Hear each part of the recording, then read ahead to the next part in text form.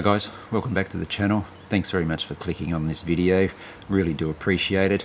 If you do enjoy this video, make sure you smash that thumbs up like button to give the video a bit of love.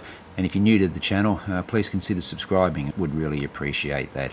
Okay, so let's get this out of the way first. An update on my health. If you've been watching the channel for a while now, you remember that I had a bit of a health scare 2 weeks ago. I'll put a link to that video up in the top right hand corner, which explains what happened. Basically guys, everything's been really good the past week. When you're watching this video on Monday, I have an appointment with a cardiologist. Now this is nothing more than just a checkup. I just want to make sure that the old tickers are okay and I can continue on with this running journey that you've all been riding along with me for the past 12 months. And then I still have an appointment with a neurologist coming up later in the month as well, just to make sure that everything's going okay up here in the old noggin.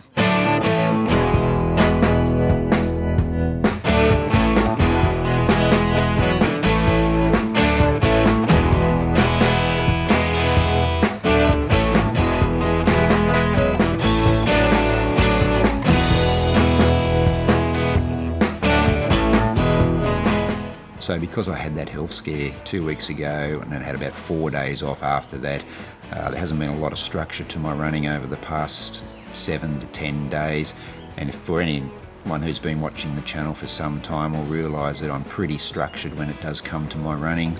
Been a little bit lost in that regard, just getting out the door each day, running to feel, not worrying about heart rate, not worrying about what pace I'm going. I caught up with a couple of young runners from the local area a few days ago. We ran 15k, so that was really good and put me out of my comfort zone a little bit with those two young guys because they're pretty slick. So I'm meeting up with a couple of young guys this morning to do a run with them. It's their recovery run today, but I'm sure they'll give me a bit of a workout.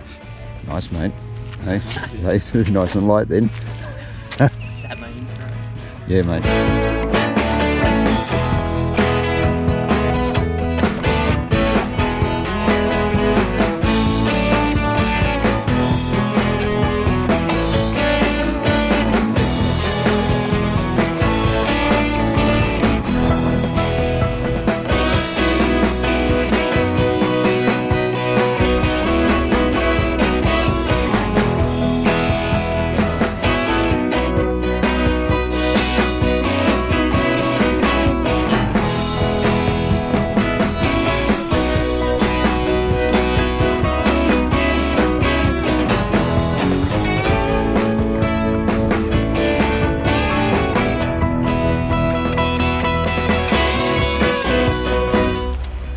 You blokes aren't even puffing.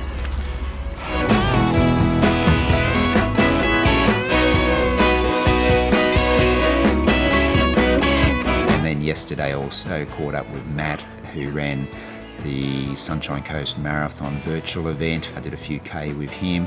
You might remember Matt from the last video where he and I crewed and paced for Nick in his 100-mile debut at the Brisbane Valley Rail Trail Ultra.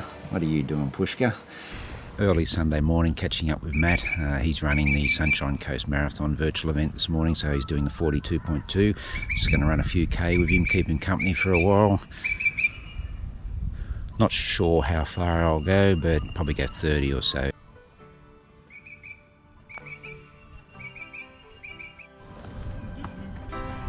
Morning.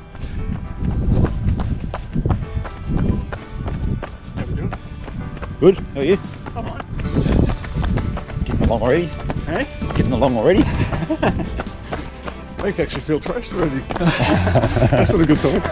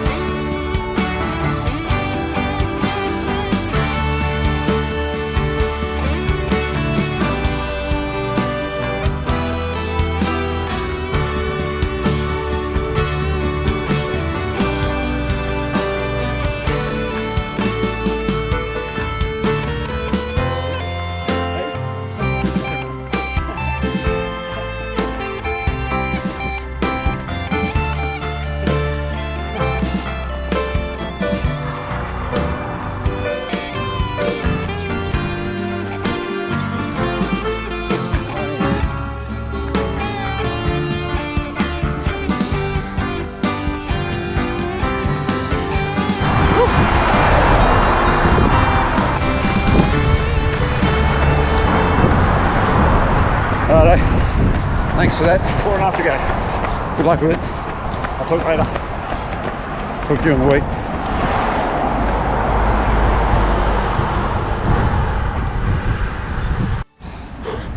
Just left Matt with a bit over 4k to go.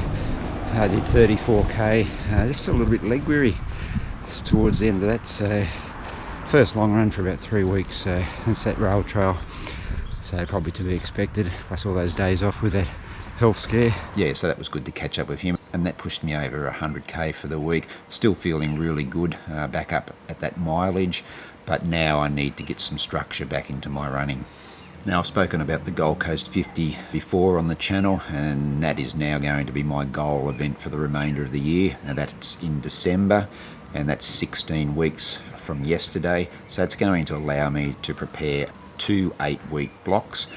Between now and then, there are some other races popping up in Queensland, and race organisers and directors are doing a great job to navigate around the COVID-19 restrictions to be able to bring those events to runners.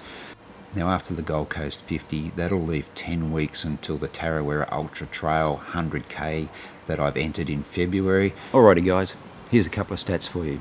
300 days and a tick under 4,444 kilometres since I started using the maximum aerobic function heart rate for my running. I had a look back on Strava the other day and just wanted to check to see what that first run was using the MAF method. It was an hour run, 6 minutes 55 per kilometre on average. Nowadays I'm about 2 minutes per kilometre faster. It's been a bit of a journey, and it hasn't all been bells and whistles along the way. Early on with the MAF, I was really frustrated just with the fact that I had to keep adjusting pace to stay within that MAF heart rate zone. And there's also been some hiccups along the way where I haven't been true to the MAF method. But the overriding factor has been that the low heart rate running has been a huge benefit to me, to the point where I've been able to build consistent mileage. I'm now averaging well over 100 kilometres per week. That's 60 miles. And I'm also getting back to comparable times that I was running 3 years ago before those run of injuries that I had. If you've watched the previous videos of my 5 kilometre, 10 kilometre and half marathon time trials, you'll see that they weren't too far off some of the times that I was running pre-injury days. The MAF and all the low heart rate running has really given me some confidence now that maybe I can get back and test some of those best times that I was running a few years ago. And really at 54 years of age, I would have thought that I would be slipping further away from running best times. But through the low heart rate running, I've been able to build such a strong aerobic base that I'm now able to sustain those quicker paces over those distances for a longer period of time. And this is something that I would never have thought was possible when I first started using this method of running. But now, 9 months later, why would I be considering abandoning the MAF method? Well, I've just got to a stage now where I'm looking for something a little bit different with my running, and not just wanting to have the restrictions of the MAF and having to keep an eye on that particular MAF heart rate zone for each run. Don't get me wrong, I'm not completely abandoning the low heart rate running, but coming into these next 2 8-week blocks as I work towards the Gold Coast 50, I just want to mix things up a little bit. So for this next 8-week block of running, what I'm planning to do is alternate weeks, where 1 week will be completely low heart rate based running, and the other week will include higher intensity running like tempos or progressive runs, or even longer intervals. Now I'm just hoping that by alternating these weeks, it'll just help to keep the body a little bit fresh, and at the same time injecting a little bit of speed into the legs as I move towards that second 8-week block of training into the Gold Coast 50 in December. Now that second block of 8 weeks will be more race focused, so this will mean including more higher intensity running, whereas in the first 8-week block it'll be alternating weeks. I'm tending to think in that second 8-week block will be 3 weeks of higher intensity running and 1 week of the low heart rate based running. Now when I'm talking about higher intensity running weeks, I'm not meaning that every day is going to be higher intensity, because that would just be harmful to the body and would be a recipe for injury, overtraining.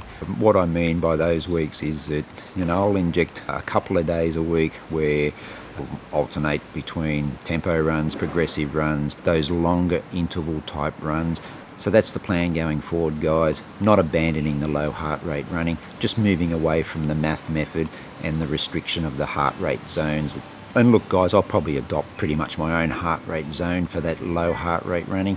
There's been plenty of comments in videos that I've made that have suggested that's what I've done. I've adopted my own methodology towards low heart based running. So guys, stick around, see how we go with these 2 8-week blocks and follow the journey and see where it leads us. Okay guys, that's about it for this video. Stay safe, happy running, and I'll catch you in the next video.